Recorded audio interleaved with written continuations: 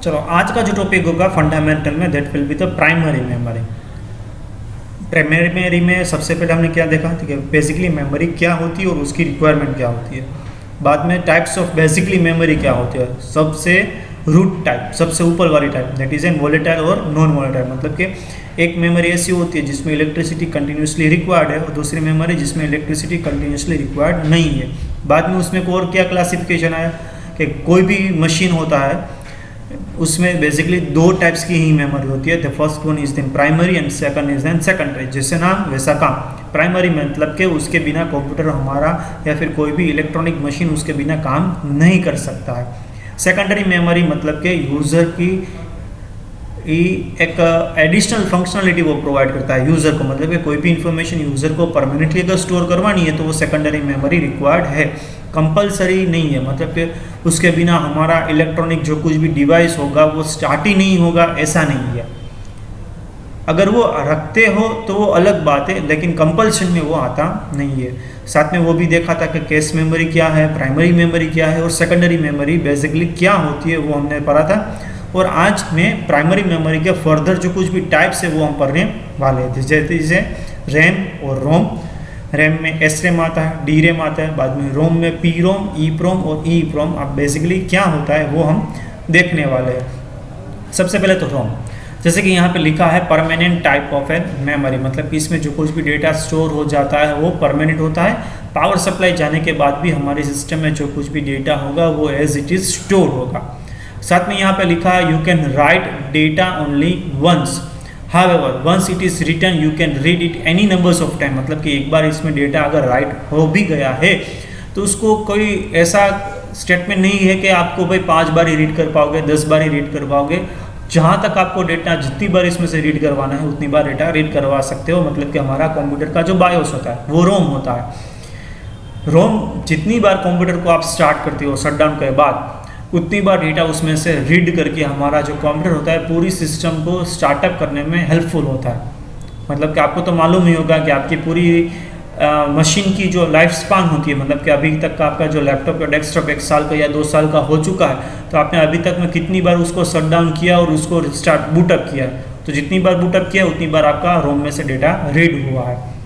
Basically उसका जो main purpose होता है वो स्टार्टअप प्रोसेस के लिए होता है। एक बार कंप्यूटर जो हमारे नॉर्मल लैपटॉप और डेस्कटॉप की बात कर रहा हूँ, नॉर्मल जो मशीन्स होते हैं उसमें रोम का बेसिकली जो टारगेट होता है वो क्या होता है, एक बार उसको सब चीज़ को इकट्ठा करना, ठीक है। मतलब कि हमारे input device, output device, processor, RAM, operating system सब एक साथ अंडर कनेक्ट हो जाती है, बस उसका काम उतना ही होता है। बाद में उसमें जो मैक्सिमम स्टोरेज जनरली जो होती है दैट इज एन 4 MB। मतलब कि एक आईसी या फिर एक जो चिप उसमें 4 MB जितना ही डेटा स्टोर होता है। इसमें यहाँ पे आगे और टाइप्स लिखी हुई है, मतलब कि पी रोम, ई प्रोम और ई प्रोम। तो सबसे पहले जो रोम्स आती है that all was an PROM, that is an programmable read only memory। Programmable read only memory that means के इसमें एक बार डेटा अगर राइट हो जाता है तो सेकंड टाइम इसमें कोई भी करेक्शन करने का कोई चांस नहीं है।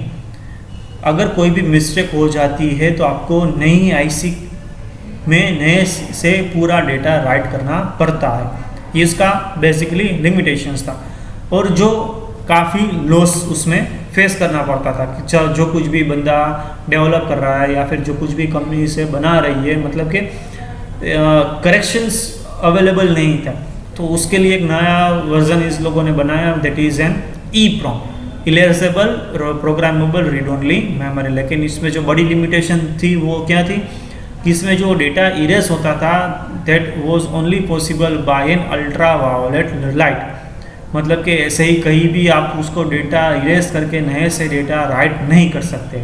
उसका एक स्पेशल रोम डिज़ाइन किया जाता था, स्पेशल मशीन्स थे, स्पेशल प्रोग्रामिंग मशीन्स बाद में आए उसके लिए, तभी उसमें जो कुछ भी पुरानी आईसीस में डेटा था वो इरेज करके नए से डेटा राइट करना पॉसिबल था। तो ये भी एक आप सोचो कि भाई एक थोड़ी सी गलती के लिए एक पूरा अल्ट्रा वायलेट रूम क्रिएट करना, बाद में उसमें हमारे जो आईसी से उसमें से डेटा रिमूव करते हैं, मतलब कि इरेज करते हैं, बाद में नए से डेटा राइट करते हैं दूसरे रूम में ले जाके। काफ़ी लंबी प्रोसेस है ना। आप समझ लो अगर कोई आपको इतना वर्कआउट करने को गए तो इससे अच्छा तो आप बोले कि भाई नया प्रोम ही ले लो ना, गलती हुई तो क्या हुई, तो उसका जो सॉल्यूशन निकाला वो क्या निकाला, that is an EEPROM, electrically erasable programmable read only memory. मतलब विथ सम स्पेशल वोल्टेज आप आईसी का जो कुछ भी डेटा होता है वो पूरा इरेज कर सकते हो, और उसमें जो कुछ भी इंस्ट्रक्शन होती है वो पूरी की पूरी डिलीट हो जाती है परमानेंटली। हमारा बेस्ट एग्जांपल है जो कंप्यूटर बायोस अभी जस्ट मैंने कहा था, दैट इज़ एन EEPROM। मतलब कि हमारा बायोस जो होता है वो आपने कहीं सुना होता है कि भाई बायोस अपग्रेड करना पड़ेगा। कोई भी कंप्यूटर जब कई बार स्टार्ट नहीं होता है तो कोई कंप्यूटर वाला बंदा क्या बोलता है इसमें कि भाई आपका बायोस है वो करप्ट होगा, उसे अपग्रेड करना होगा या फिर नए से राइट करना होता है। मतलब कि with help of some electricity special voltage वो पूरी आईसी में से पुराना बायोस को पहले रिमूव करेगा, बाद में कंपनी का जो नया वर्जन होगा या फिर पुराना वर्जन सही से जो चल रहा होगा वो इसमें राइट करेगा और मदरबोर्ड में फिर से वो आईसी को सोल्डर कर देगा और आपको मदरबोर्ड स्टार्ट करके दे देगा। तो वो होता है EEPROM। हमारी मोबाइल की में भी आज की डेट में जो है वो हम रोम जो बोलते हैं वो यही रोम आज की डेट में यूज़ की जाती है। नेक्स्ट में अगर आगे हम बात करें that is an RAM, random access memory. अब रैंडम एक्सेस मतलब के क्या कि हमारी मान लो कि अभी सिस्टम में 4 GB रैम अटैच हुई है और 4 एप्लीकेशन हमारी वर्किंग मोड में है। तो बेसिकली हमारा ऑपरेटिंग सिस्टम कौन से वर्क पे कॉन्सेंट्रेट करेगा सबसे ज़्यादा, जो हमारी एक्टिव एप्लीकेशन है, मतलब कि हमारे स्क्रीन के जो सामने होती है। मतलब कि आपके यूट्यूब भी स्टार्ट है और कहीं आपका बैकग्राउंड में वीडियो एडिटिंग का भी वर्क चल रहा है। अब YouTube में वीडियो आप आपकी स्क्रीन में सामने रख के देख रहे हो तो फर्स्ट प्रेफरेंस किसको मिलेगा, आपके ब्राउज़र को जिसमें आपका YouTube अभी चालू है। बैकग्राउंड में जो स्टार्ट होगा आपका वीडियो एडिटिंग का जो सॉफ्टवेयर उसको कम इम्पोर्टेंस मिलेगा। अब सडनली आपने YouTube को मिनिमाइज करके वीडियो एडिटिंग में आप चले गए, शिफ्ट हुए, तो आपका ऑपरेटिंग सिस्टम इमीडिएटली किस पे वर्कआउट करने का कि भाई आपका वीडियो एडिटिंग, मतलब कि रैम में से कैश में जाना, कैश में से रैम में जाना। वो सिक्वेंशियली तो डेटा स्टोर नहीं होता है ना रैम में, मतलब कि कहीं से भी वो डेटा रीड कर से कहीं भी डेटा को वो राइट कर सकता है, इसलिए बोला जाता है रैंडम एक्सेस मेमोरी। और ये कैसी मेमोरी है, इसमें इलेक्ट्रिसिटी जाने के बाद डेटा डिस्ट्रॉय हो जाता है। यहाँ पे लिखा है memory is lost when the power supply और टू द PC मतलब कि पर्सनल कंप्यूटर और लैपटॉप इज स्विच्ड ऑफ। अब यहाँ पे और भी यहाँ पे कुछ पॉइंट्स दिए हुए हैं कि जो जनरली रैम होती है वो बायोस के मतलब कि रोम के साथ हमारी ऑपरेटिंग सिस्टम को स्टार्टअप करने में मददरूप होती है, क्योंकि हमारी एक्चुअल ऑपरेटिंग सिस्टम कहाँ पे होती है, हमारी हार्ड डिस्क में होती है, और उसकी जो बेसिक इन्फॉर्मेशन होती है वो पहले रैम में स्टोर होके रोम के साथ हमारी ऑपरेटिंग सिस्टम को वो स्टार्ट कर देता है। आपने कहीं ध्यान से देखा होगा कि जब हमारा कंप्यूटर नॉर्मली स्टार्ट होता है तो कुछ परसेंटेज रैम हमारी ऑलरेडी यूज की हुई दिखाती है। और क्यों दिखाती है, क्योंकि वो ऑपरेटिंग सिस्टम की जो कुछ भी एप्लीकेशंस होती है बैकग्राउंड में जो ऑपरेटिंग सिस्टम को स्टार्ट करने में या फिर चालू रखने के लिए रिक्वायर्ड होती है वो रैम में स्टोर की जाती है। इसलिए पहले से ही हमारी कुछ परसेंटेज रैम हमारी ऑक्यूपाइड ही दिखती है। जैसे कि विंडोज़ 10 है और आप 4 GB रैम यूज़ कर रहे हो, तो आप प्रॉपर्टीज़ में टास्क मैनेजर में देखोगे तो आपको पहले से ऑलमोस्ट 2 GB रैम यूज दिखेगी, 2 GB फ्री दिखेगी। वो 2 GB कहाँ चली गई, वो हमारी एक्चुअल में ऑपरेटिंग सिस्टम होती है। RAM is much faster to read compare to write. अगर मैं आपको बोलूं कि आपको एक सेंटेंस किताब में लिखना है, वो थोड़ी देर बाद बोल रूँ कि वही सेंटेंस आप रीड करके फिर से बोलो, तो ज़्यादा जल्दी आप कौन सा टास्क कर पाओगे। बट ऑब्वियसली हम कोई भी चीज़ जल्दी बोल सकते हैं, मतलब कि रीड आउट कर सकते हैं। सेम वे रैम में कोई भी इंफॉर्मेशन स्टोर हो जाती है तो क्विकली रीड कर सकता है compare to write. Data in RAM stays until computer is running. जैसे कि मैंने कहा कि कंप्यूटर को जहाँ तक पावर सप्लाई मिलता है वहाँ तक उसमें डेटा स्टोर किया जाता है, और रैम में GB तक का कुछ डेटा स्टोर किया जा सकता है। सबसे छोटा रजिस्टर, ग्रुप ऑफ रजिस्टर को हम कह सकते हैं कैश। कैश के बाद आती है रैम, रैम के बाद आती है हमारी सेकेंडरी स्टोरेज। सबसे कम स्टोर डेटा होता है वो कैश में, उससे ज़्यादा डेटा स्टोर होता है रैम में, मतलब कि 4 GB 8 GB जो भी आप बोलो।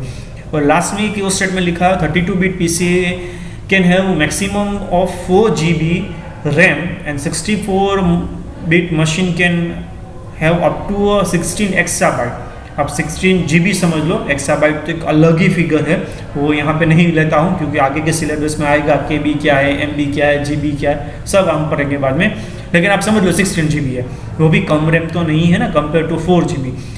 32 बिट ऑपरेटिंग सिस्टम है या फिर 64 बिट ऑपरेटिंग सिस्टम है, अब ये आपको मालूम नहीं है। अब ये देखना है तो आपको सिंपली क्या करना है, आपको डेस्कटॉप पे या फिर कहीं भी जो माई कंप्यूटर का आइकॉन मिलता है या फिर विंडोज 10 में दिस PC का जो आइकॉन मिलता है उसको, उस पर आपको सिंपली राइट क्लिक करके प्रॉपर्टीज़ में जाना है। तो लेफ्ट पैनल जो आपको दिखेगा उसमें क्या दिखेगा, कहीं आपको दिखेगा 64 बिट मशीन और 32 बिट मशीन। नए वाले सब मशीन 64 की बिट के होते हैं तो आपको टेंशन लेने की ज़रूरत नहीं है कि आगे जाके अगर हमें रैम अपग्रेड करनी है 4 GB से ज़्यादा तो नहीं होगी तो क्या होगा। अब सब मशीन 64 बिट के ही आते हैं, तो आपको ये देखना या नहीं देखना ये इम्पोर्टेंट नहीं है। चलो नेक्स्ट में हम जो आता है टाइप्स ऑफ रैम। अब बेसिकली SRAM और DRAM वो मैं पैरेलली एक्सप्लेन करता हूँ, ठीक है, इंडिविजुअली एक्सप्लेन नहीं करता हूँ। SRAM मतलब के स्टैटिक रैम और DRAM मतलब के डायनामिक रैम। अब बेसिकली जो रैम होती है वो क्या होती है, हार्ड डिस्क और CPU के बीच का जो मीडिएटर होता है दैट इज एन रैम, वो तो आपने समझ लिया होगा, ठीक है। अब रैम जो कम्युनिकेट करती है वो प्रोसेसर के साथ कम्युनिकेट करती है, मैंने ऑलरेडी वो एक्सप्लेन कर दिया है, वो सेकेंडरी डिवाइस के साथ कभी डायरेक्टली कम्युनिकेट नहीं करती है। अब स्टैटिक रैम और डायनामिक रैम जो लिखा है उसके बीच का जो बेसिकली जो डिफरेंस है ना, वो थोड़ा मैं टेक्निकली एक्सप्लेन करने की वो आपको ट्राई करता हूँ। अब स्टैटिक रैम मतलब कि क्या, उसमें जो कुछ भी इंफॉर्मेशन जो स्टोर होती है वो ओनली यूजिंग ट्रांजिस्टर होती है, फ्लिप फ्लॉप कॉन्फ़िगरेशन की मदद से होती है। अब ये फ्लिप फ्लॉप क्या आया, ट्रांजिस्टर क्या आया, वो भी हमारे सिलेबस में आगे है, ठीक है, वो हम बाद में देखेंगे। एंड गेट और गेट सब आएगा, उसकी खुद की हमें छोटी सी सर्किट बनानी है तो कैसे बनाते हैं वो सब हम बाद में देखेंगे। लेकिन जो इम्पोर्टेंट बात है वो क्या है, DRAM में, डायनामिक रैम में कैपेसिटर के साथ ट्रांजिस्टर होता है, या फिर आप कह सकते हैं ट्रांजिस्टर के साथ कैपेसिटर अटैच किया जाता है। अब 1 बिट मतलब कि कोई एक 1 या फिर कोई एक 0 डायनामिक रैम में अगर स्टोर करवाना है तो वो कहाँ पे स्टोर होगा, कैपेसिटर में स्टोर होगा। समझना ध्यान से, क्या ट्रांजिस्टर के साथ डायनामिक रैम में कैपेसिटर अटैच्ड है। अब ट्रांजिस्टर चार्ज्ड है मतलब कि वो 1 है, ट्रांजिस्टर नहीं, कैपेसिटर अगर चार्ज्ड है तो मतलब कि वो 1 है, कैपेसिटर डिस्चार्ज है मतलब कि वो 0। अब वो क्या हुआ कि किसी की भी कैपेसिटर की वैल्यू अगर हमें 1 रखनी है तो उसे कंटिन्यूअसली चार्ज करना पड़ेगा, क्योंकि कैपेसिटर कंटिन्यूअसली डिस्चार्ज होता है, वो कहीं आपने कहीं सुना होगा। और जो रिफ्रेश रेट होता है वो माइक्रोसेकंड या फिर मिली सेकंड्स के रेट्स में होता है। मतलब कि ऐसा नहीं है कि एक बार कैपेसिटर चार्ज कर दो तो 10-15 सेकंड तक उसमें जो हमारी चार्ज वैल्यू होगी वो रहेगी और उसे हम ऐसा 1 तरह कंसिडर कर पाएंगे। मतलब कि फॉर 1 बिट, फॉर 1 और 0 दो चीज़ आपको चाहिए, एक तो चाहिए आपको कैपेसिटर और दूसरा चाहिए आपको ट्रांजिस्टर। अब मान लो आपको टोटल 4 बिट इंफॉर्मेशन स्टोर करवानी है, 1 1 1 और 1, 4 टाइम्स आपको कंप्यूटर में 1 स्टोर करवाने हैं, तो टोटल आपको कितनी हार्डवेयर रिक्वायरमेंट होगी, 4 ट्रांजिस्टर के साथ अटैच किए हुए 4 कैपेसिटर। जिस भी ट्रांजिस्टर के थ्रू कैपेसिटर चार्ज होगा वहाँ पे 1 स्टोर होगा, और जिस भी ट्रांजिस्टर के थ्रू कैपेसिटर डिस्चार्ज किया हुआ होगा वहाँ पे 0 स्टोर होगा। अब पूरी रैम में 4 GB, समझ लो 4 GB डेटा अगर स्टोर होता है तो टोटल कितने नंबर्स ऑफ ट्रांजिस्टर और कैपेसिटर हुए, millions of transistor and capacitor are being used for an each IC of a RAM। 1-2 की हम बात नहीं कर रहे हैं, मिलियंस की बात कर रहे हैं, और इतने छोटे होते हैं कि वो जो मिलियंस ऑफ फिगर्स मैंने बोला ना हमारी पूरी रैम में हो जाते हैं। अब सामने अगर हम SRAM की बात करें तो वो SRAM में ओनली ट्रांजिस्टर की यूज़ किए जाते हैं, कैपेसिटर उसमें होता नहीं है। और जो चार्ज डिस्चार्ज का जो कॉन्सेप्ट आता है वो ट्रांजिस्टर में नहीं होता, ठीक है। चार्ज डिस्चार्ज का जो कॉन्सेप्ट आता है मतलब कि ट्रांजिस्टर में एक बार 1 स्टोर हो गया है तो उसे वापस कंटिन्यूसली इलेक्ट्रिसिटी सप्लाई नहीं देनी पड़ेगी to keep it charge to consider as a 1, ऐसा करने की कोई ज़रूरत नहीं है। लेकिन इसमें दिक्कत क्या हुई, जहाँ पे हमें 1 बिट स्टोर करवाने के लिए 2 चीज़ चाहिए डी रैम में, एक ट्रांजिस्टर और एक कैपेसिटर। वो स्टैटिक रैम में मतलब कि एस रैम में 4 और 6 कैपेसिटर रिक्वायर्ड जनरली हो जाते हैं, मतलब कि साइज ऑक्यूपाई जो करता है ना वो ज़्यादा ऑक्यूपाई करता है हमारा एस रैम का जो टेक्नोलॉजी होता है वो। तो उससे क्या होगा, ज़्यादा स्पेस ऑक्यूपाई होगी तो जो साइज़ होती है वो ज़्यादा ऑक्यूपाई हो जाती है, available size for and some sort of information. तो ओवरऑल क्या हुआ, हम उसमें कम डेटा स्टोर कर सकते हैं कंपेयर टू डी रैम। मतलब कि जहाँ पे 2 बंदे खड़े थे अब वहाँ पे हमें 4 बंदों को खड़ा करना है, तो बट ऑब्वियसली जगह ज़्यादा होगी, ठीक है। और 4 बंदे उतना ही काम करेगा जितना 2 बंदे काम कर रहे हैं, मतलब कि इंफॉर्मेशन तो उतनी ही स्टोर होने वाली है। तो ओवरऑल क्या हुआ, डी रैम में डेटा स्टोरेज कैपेसिटी तो हाई है, लेकिन उसको क्या करना होगा, कंटिन्यूसली चार्ज करता रहना पड़ेगा, जिसकी वजह से वो क्या होगा, स्लो एक्सेस होगा कि पहले तो उसे चार्ज करो बाद में रीड करो कि उसमें 1 है या 0 है, ठीक है। अब जहाँ तक वो डिस्चार्ज होगा वहाँ तक तो आप उसे रीड नहीं कर पाओगे, मतलब कि स्लो एक्सेस है डी रैम में। अब एस रैम की मैं बात करूँ तो उसमें सबसे पहले तो डिस्चार्ज की जो बात है वो आती नहीं है, और उसमें स्पेस जो ज़्यादा हो ऑक्यूपाई करता है, तो कंपेयर टू डी रैम उसमें लो डेटा स्टोरेज होता है, क्योंकि ज़्यादा स्पेस हुई इसलिए डेटा कम स्लो हुआ। और उसमें रीड स्पीड होगी ना वो ज़्यादा होगी, क्योंकि एस रैम डी रैम में तो क्या था, डायनामिक रैम में कैपेसिटर को पहले चार्ज करना पड़ता था, बाद में वो रीड करता था कि वह 1 है या 0 है। एक सिग्नल कंटिन्यूसली इलेक्ट्रिसिटी सप्लाई करता है, जब इलेक्ट्रिसिटी सप्लाई हो रही है तब तो हमारा काम तो पॉज हो गया। तो एस रैम में तो ऐसा आता नहीं है, वो तो ट्रांजिस्टर ही यूज़ करता है एस रैम, तो उसमें तो इन्फॉर्मेशन पहले से स्टोर की हुई है, तो वो हमारा जो चार्जिंग टाइम था, डिस्चार्ज टाइम था, वो तो बच गया। तो उसमें क्या हुआ, हमारा डेटा क्विकली रीड होता है। तो अब जो एस रैम है वो एक्चुअली कैश मेमोरी है, और जो डी रैम है वो एक्चुअल हम जिसे हमारे कंप्यूटर की जो रैम बोलते हैं वो रैम है।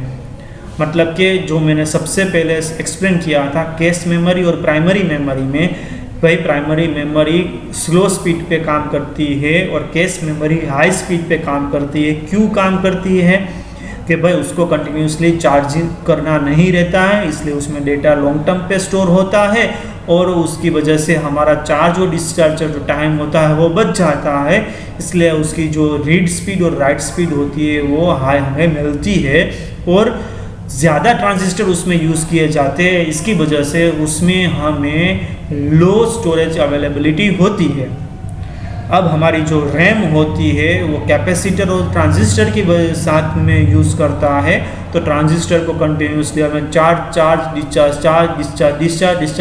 चार्ज करना पड़ता है, तो जिसकी वजह से हमारा जो रीडिंग स्पीड और राइटिंग स्पीड होता है वो ओवरऑल कम हो जाता है। चार्ज डिस्चार्ज में जो हमारा टाइम बिगड़ता है वो इसलिए।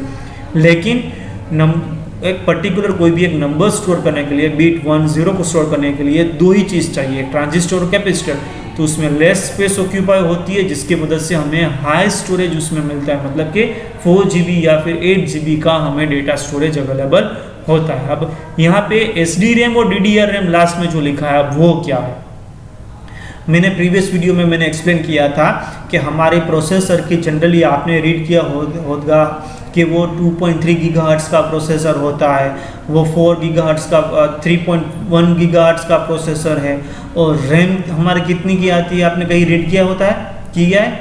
वो पहले रैम आती थी 800 मेगाहर्ट्ज़ की, बाद में आई 1000 मेगाहर्ट्ज़ की, बाद में आई 1200 मेगाहर्ट्ज़ की, 1300 मेगाहर्ट्ज़, 1400 मेगाहर्ट्ज़। मतलब कि क्या हुआ, megahertz is but obviously smaller value compare to gigahertz.